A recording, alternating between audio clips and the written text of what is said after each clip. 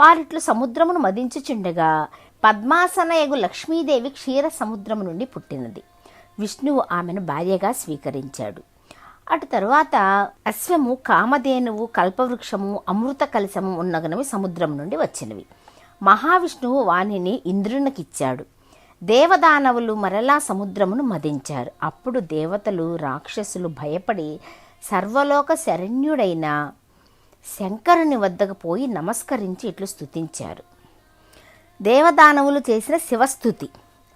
నమో భవాయ రుద్రాయ శర్వాయ సుఖదాయినే నమో గిరాం విదూరాయ నమస్తే గిరిధన్వనే నమశివాయ శాంతాయ నమస్తే వృషభధ్వజ నమో నిత్యాయ దేవాయ నిర్మలాయ గుణాత్మనే త్రిలోకేశాయ దేవాయ నమస్తే త్రిపురాంతక త్రయంబక నమస్తేస్తు నమస్తే త్రిగుణాత్మనే త్రయీ